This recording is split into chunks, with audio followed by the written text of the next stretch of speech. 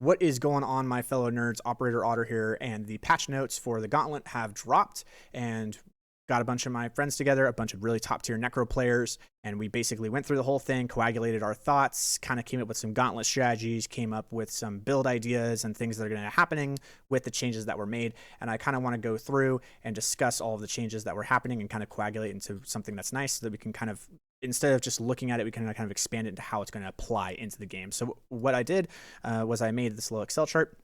So let's talk about minions first. The minion build. They're going to basically give minions a lot more damage in terms of the base damage. The base damage of minions is going up pretty substantially, which is nice, but in order for minions to really do anything, you need to give them like 300% more damage in order for them to really do much. And on top of that, there needs to be a bunch of interactional bugs that need to be fixed. And they fixed some interactional bugs, and they did move into the direction of giving them more damage, but there just needs to be more bug fixes, and there needs to be more damage that's given for the base damage of the minions to actually be enough. But there are still some buffs here that will make some minion builds pretty viable, so we want to talk about that. So corporeal, the glyph change is now going to give us movement speed. So with corporeal, based on how many minions you have active and depending on what aspects you run, you can get like 10 to 18% more movement speed. So minion builds are going to be moving really fast with corporeal, which is nice. Thorns is now going to actually apply lucky hit chance. It was not doing this. And so now when things hit your minions, it can proc a lucky hit chance event, which can now proc Mendeln. So this is kind of a Mendeln build buff, which is really nice.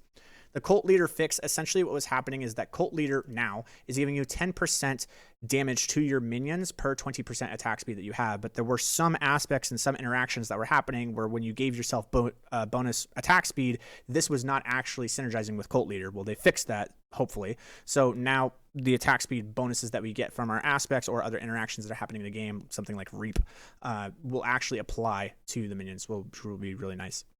The Reaper Corpse change was that it was proccing based off of lucky hit chance, and they've taken that away, and now it's just a flat percentage, which means that there's going to be a lot more corpses that are going to be spawned with the Reaper minions, and that allows minion builds to now have access to corpse explosion based applications, being the utility of them to proc Flesh Eater or to create blighted corpse miasma to give lucky hit chance for the Mendeln builds, or to do a physical damage for just making things explode. There's a bunch of different things that you can do here. And so the final thoughts on this is, like, we have more damage for minions. Thorns can proc Mendeln, and Reaper can power Corpse Explosion. So the build idea that we kind of had was running this Blighted Corpse Explosion Mendeln build, where essentially the Reapers are going to go and make the corpses. The Ring of the Sacrilegious is going to explode the corpses, which will then make the Blighted Corpse Miasmas, which will then give you that lucky hit chance to proc Mendeln, which then buffs your minions, and you kind of run in a straight line and kind of have everything going. The Thorns buff, also proccing the Mendeln, is also going to be nice. So this is kind of a Thorns, Blighted Corpse Explosion, Mendeln minion build, which is kind of the direction that we were kind of going with that one. But we'll see what happens when we get boots on the ground for that. For Infinimus, the Corpse Explosion changes. They said 21.5% more damage. I don't know if this is going to be multiplicative or additive, aka it's going from 70% to 91.5%, or it's just legitimately like buffing it by 21.5% multiplicatively in terms of like every rank you put into it, it's actually just going up by 21.5%.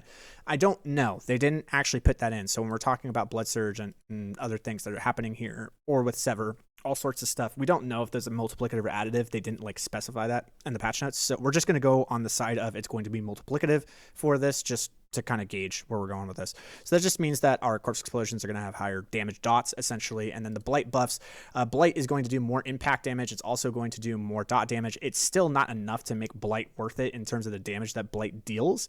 But the change to making the Supernatural Blight, I believe it's Supernatural, going from 15% to 20% is a big deal. That's another 5% damage multiplier, so that's going to be really nice. So the final thoughts is that the dots are going to deal more damage in an Infinimus based build, but there's not going to be any change to X-Fall based builds because we're not changing any of the lucky hit chance percentages for the Blighted Corpse Miasma. So that's unfortunate, but the dots do more damage, so that's a plus, I guess. Moving down, we have Blood Surge.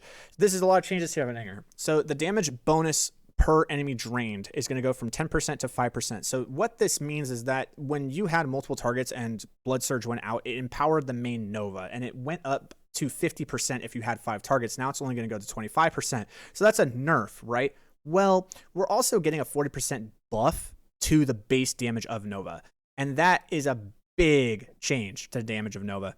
And so what that means is that even though we're getting nerfs to the multiple targets, we're also getting the main bonus damage to the base Nova, which means that in density, we're actually getting 16.6% more damage in density, and we're getting 40% against a single target. That's pretty massive.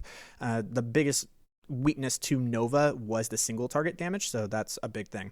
Supernatural going from 20 to 30%, no one really cares for late game. For early game, this is going to be really good for the leveling process, because Blood Surge in the leveling process is really, really good.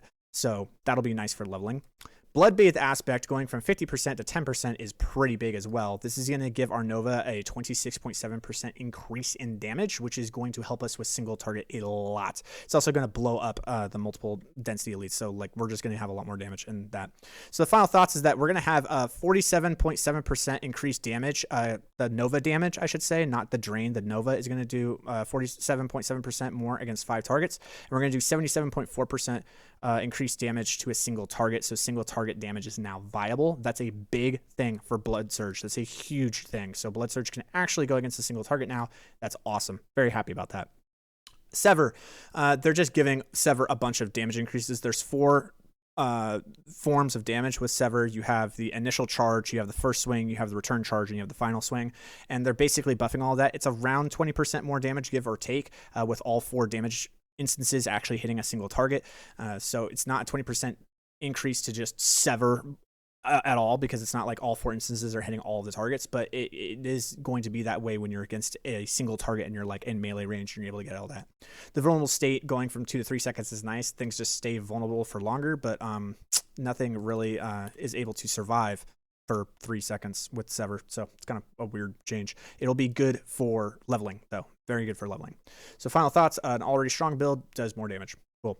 So general changes that are happening to the Necromancer, the Death's Approach Death's Reach is now becoming Death's Approach. It's going from 12% damage to 12% movement speed. So you can argue that this is less damage for Bone Spear, but it's faster movement speed, and movement speed is really underrated. It is an incredibly powerful utility stat in the game. Being able to get from point A to point B faster is insanely powerful, and it should not be like, this was the main thing that Necros complained about. Man, I'm so slow. It takes me so long to get from point A to point B. Cool. Now you have something that buffs that, but we're having nerf damage. So it's like, do you want 10% less damage, or do you want to get to the point 10% faster? I would argue I definitely want the movement speed more. I think every top tier Necromancer is looking at this going, thank God, this is a really good change. Spiked armor now gives 15% armor, is awesome. So Juggernaut and Disobedience kind of are less necessary for lower tier content. It kind of frees an aspect slot. It's still going to be something that we are going to run when we're going into higher tier content, being Juggernaut or Disobedience, because this 15% armor buff is not actually enough to give us the specific threshold armor that we need for monsters that are level 154. So we'll still be running Juggernaut and Disobedience, and we will not be running Spiked armor. We'll put those points somewhere else, but so something like the Gauntlet, we don't need to do that, because we will hit the armor amount, which, by the way, if you are curious, is 11,196 armor that is needed for level 124 monsters. For Metamorphosis, you can now dip into the Tybalt's multiplier. This is huge, right? This is big. There's only really 2 builds that are going to benefit from this, but getting a 40% multiplier consistently throughout the dungeon is going to be awesome, and we'll talk more about how we're going to turn that online. Death's Embrace going from 9% to 12% just makes us tankier against closer targets. That's great. Final thoughts, Necros can move faster, are tankier, and have access to a 40% damage multiplier. Cool, sweet, awesome. So here are my coagulated thoughts on basically everything that are right here. You can kind of pause the video and kind of read this if you want, but these are my coagulated thoughts on basically what is happening. Very short. Minion builds can be viable now. That's really cool. The Metamorphosis change is awesome, but really only 2 builds are going to be able to use them, which is Sever and Bone Spear. So start stocking up on boots that have attacks reduce evade cooldown if you're planning to play those builds. Blood Surge does great damage, but the overpower generation is still a problem. So our single target damage is great, but overpower generation is still an issue, and it hasn't been fixed. Bone Spear is sort of nerfed, but the Corpse Explosion and Plagued Corpse Explosion buffs increase the effectiveness of the Bombardier Bone Spear build. But the thing is that the Corpse Explosions were already powerful enough to one-shot mobs. Even if you only detonated 1 corpse, you didn't even need to detonate 5 corpses. Just detonating 1 corpse is already powerful enough. And going into the Gauntlet, if things are having less HP than what a T100 is, it's like, is it a buff? Because it already was one-shotting things. I don't need it to be buffed. It was already one-shotting things. It's like buffing Hodabarb. It's already one-shotting things. Why does it need to one-shot things harder? So that's kind of up in the air for an argument. Quality of life changes for Death's Advance, Spike Thorns, and Death's Embrace will make Necro faster and more tanky, which is great. Awesome. It's a welcome change. We need to move faster and we need to be more tanky. Awesome. This is where things are kind of concerning for me. The Sever build does more damage now because we actually gain access to the Tybalt's multiplier, which Bone Spear already kind of did with being able to dip into Blood Mist for our boss rotation, but Sever wasn't able to do that because we just didn't have enough points on the skill bar, but now we are able to access that. And not only that, it's also going to buff the damage of our dots. So Sever, with the Sever buffs and the Tybalt's buff, Sever itself is going to give 70% multiplicative more damage when you hit all 4 instances of the Sever against a target. And the Corpse Miasma is now going to deal 70% more damage. So the goated build now becomes more goated, in my opinion. Sever is just absolutely insane with these changes. It just blows my mind what they did to buff Sever. I don't understand why they would buff this build, but now it's more buffed. So basically what we did, or what I did, I should say, is I kind of created this tier list. So let's go over this tier list real quick. So for the B tier, which is very strong theory for maybe A tier, but we need to get boots on the ground, this is going to be the minions. So minions went from needs Jesus to B tier. They can actually be really good. They might even be A tier. We could even, copium, maybe even S tier, depending on how the interactions are going with the theories that we have. Minions could be really, really good with the changes they had, especially for the Mendeln builds. So that's hopeful. Next in line for the A tier build is going to be Infamous. Infamous, it's getting a bit of a buff, but not really much of a change. So we're not really seeing any changes with Infamous other than like a little bit more dot damage with the Miasma and the Blight. So it is what it is. Next is going to be Bone Spirit. Bone Spirit didn't really have any changes happening to it at all, but that doesn't really change its spot. It's still performing better than Infamous, but it won't build better than the others. So the next one in line here, and this is where people may become controversial, is going to be Bone Spear. So Bone Spear, the reason we're putting it here is because there's a Gauntlet strategy that we have for the Gauntlet. In terms of like all content in the game, Bone Spear is a little bit higher than where I'm putting it, but for the Gauntlet specifically and how it's going to be played for optimal strategy, Bone Spear might not actually be as good as we hoped it would be. It's still going to be strong, but I think there's other builds that are going to do what the top tier Gauntlet strategy is going to be better. I don't want to talk about that quite yet because we want to get into the Gauntlet and try it, but there are ideas and theories that are going along with the Gauntlet strategies, and I don't think that Bone Spear is going to be the best at it. I think there are multiple builds that can do that better, which moves us into the next spot, which is going to be Bloodlance.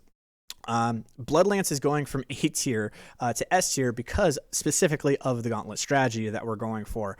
So when we start playing this and the top tier players start figuring out how to get the top scores in the Gauntlet, you'll kind of see why I'm putting it here. We'll have to see boots on deck. This is a controversial take, I understand, but we'll see what happens with that. Next in line is going to be Blood Surge. Blood Surge, getting that single target damage is going to be absolutely incredible. It's going to allow that Gauntlet strategy to be really, really good. There is a strategy that you can do with controller that actually allows you to cast Blood Surge and move, but you can't be facing a target. It's kind of weird, but this movement speed that we're getting, the fact that it's able to do as much damage with the Nova as it does now, and it has this cross-wide AoE, Nova is going to be really strong. I really expect Nova to actually be the second best, and maybe even the best build. We'll see, but this is where my copium comes in because I love this build, and this is Sever. Sever is just going to be absolutely insane. It's really the only build that's going to be able to dip into that 40% multiplier because Bone Spear already was doing that when in that rotation I was showing in my Bombardier build where you get into you go into your Blood Mist, you exit your Blood Mist, and you cast a Corpse Explosion. It does that big damage. Yeah, Sever wasn't able to do that, but it was still able to kill targets just as fast as Bone Spear. Well, now I do 40% more damage. So I just actually like legit do more than what I was doing, the same amount of damage as Bone Spear before, and now I just do 40% more. And on top of that, you're also giving me Sever buffs. So that's nuts. And you're also buffing the dot damage because the dots are going to be multiplied by not only the Tybalts, but the actual buffs in the patch notes. So Sever is going to just destroy. It's going to that's my theory. I don't know. I could be totally wrong, but that's just my theory. I think Sever is just absolutely going to be goated this season for the Gauntlet.